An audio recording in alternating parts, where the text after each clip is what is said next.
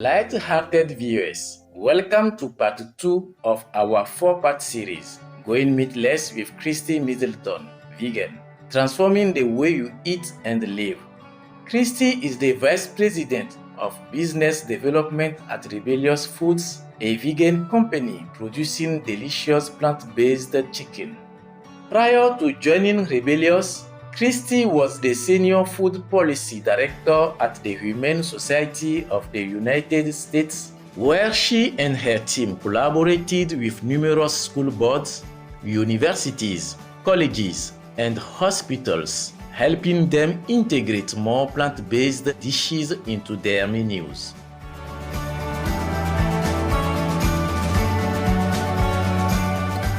On today's program, Christy shares how she and her team successfully worked together with these institutions.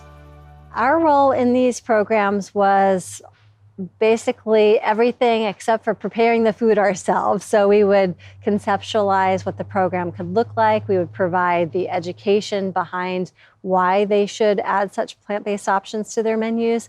A lot of the time in schools, the directors or the dietitians were on board. But there are lots of people who were involved in the process. There are cooks in the kitchen. There are people working in purchasing whose jobs would be affected by making these changes. And so we would host seminars where we would encourage them to get all of their staff to come to these trainings. They could just be short hour-long seminars where we would share the benefits, whether it was to their guests' health, to the environment, to animals, or even for them to be able to bring in additional revenue because they would be bringing in customers who may not otherwise dine with them. And then we would show them how easy it was. We would do quick cooking demonstrations or using what we call speed scratch recipes where you're essentially opening cans of food, for example, maybe a bean burrito or something else that was super fast and easy to make that it would demonstrate that we're not requiring or we're not requesting them to make tremendous changes to what they were doing, but just by swapping out one ingredient with another, they could offer a delicious plant-based option.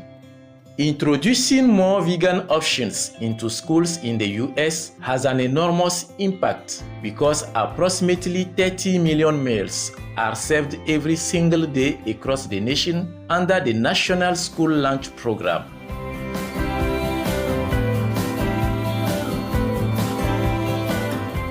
Christy explains how her team approached this significant undertaking. A lot of school districts and universities operate on what they call cycle menus, where they essentially repeat the same options over the course of a few weeks. And it's infrequent enough that their guests don't really notice, but it's frequent enough that they don't have to do a ton of work. So we would create sample cycle menus showing what they might be able to put on their menus to integrate a meatless Monday or other plant-based options. Or we hired registered dietitians who could develop recipes that would seamlessly use existing ingredients in their kitchens to make some of their meat options plant-based and make them just as delicious, and their guests wouldn't even know or care that they happen to be plant-based. At first, some of the school boards, colleges, and the universities were hesitant to introduce vegan options as they were concerned about the students' reaction. However, by selecting plant-based dishes similar to students' favorite foods, the outcome proved to be highly successful. Surprisingly, the students really didn't notice a lot of the time when there was a difference because the schools were adding options to their menus like bean and rice burritos, things that were really familiar favorite foods, or they might do a stir fry with noodles and vegetables. So these were familiar foods that students loved already, but they just happened to be plant-based. However, when schools did add new menu items, a lot of the time they would do taste testings with students, and almost universally, they really enjoyed the foods that they were eating. And I heard from a lot of nutrition service directors over the years who said that a lot of the time we don't give students the benefit of the doubt. We assume that they're not going to eat certain things because we think, well, kids are picky eaters. but they're so easy to influence that when you do think, well, they're going to like this, and you have positive things to say about it, and they hear from their fellow students that they enjoy it, then they really can be adventurous. A lot of the time, the kids are willing to try out new foods. You just have to give them the opportunity to say, yes, I did like this, no, I didn't like this, and then add the things that are universally popular.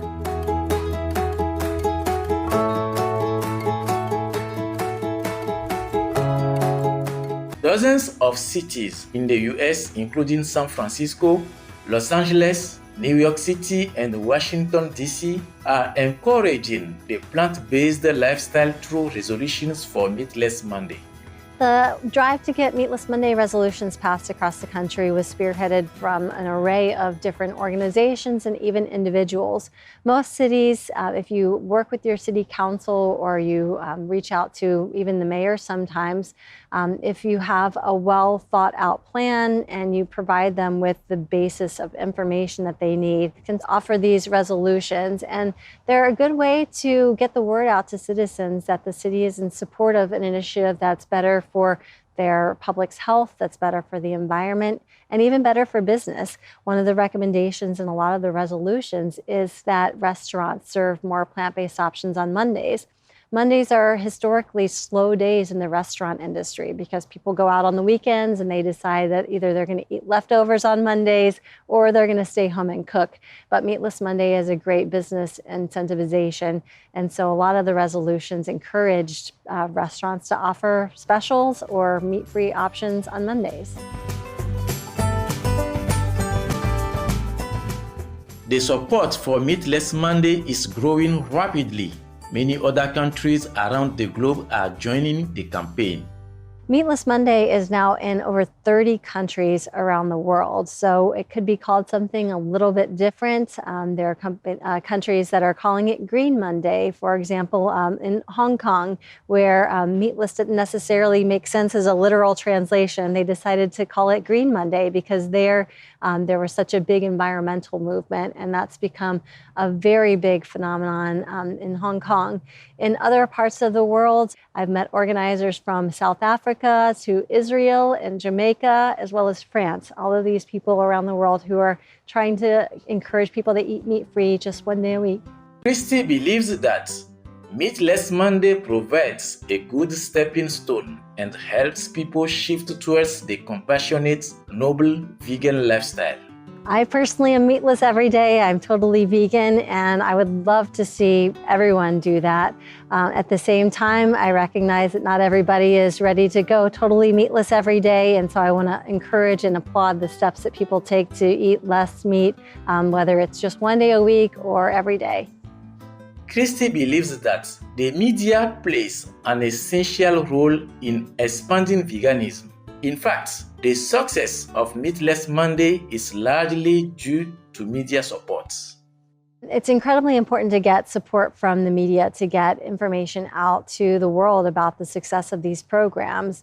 The popularity of programs like Meatless Monday really have taken off because of the positive media portrayal, because media outlets, newspapers, television networks have been featuring guests to do cooking demonstrations or have just been talking about the growth in popularity. And so it's moved really from the fringes to the mainstream because increasingly mainstream and even niche media have been reporting on the popularity of programs like Meatless Monday. Supreme Master Ching Hai frequently speaks about the essential role of the media in promoting the noble, compassionate, health-saving vegan lifestyle, especially during this critical time for our planet. The media has a very important role in our society. Everybody knows that. The printed words are very powerful. So the media is a useful tool to awaken one another at this crucial time, a time when our planet and the lives on it are in danger. That's why I'm so glad to see many television and radio channels starting to broadcast about the urgent situation of our planet and even the solution of the vegan diet, which is the switch, that we have to make. Very small change. A piece of meat out, vegan protein in. That's it, just a small change. Everyone can afford. and it's cheaper, healthier. So the media helps a lot to point people in the direction of the solution. In fact, the most urgent role of the media right now is to become vegan themselves, compassionate, noble, and doing good deeds, and to inform people of this urgent action. They should be an example, the media. Thank you, Supreme Master Ching Hai, for this vital advice about the critical importance of the vegan lifestyle. We too pray that all people quickly transition to the compassionate vegan lifestyle. Our gratitude and sincere appreciation goes out to Christy Middleton for your positive, uplifting, and dedicated work in promoting the meatless lifestyle, and we wish you continued success. For more information about Christy Middleton, please visit christymiddleton.com.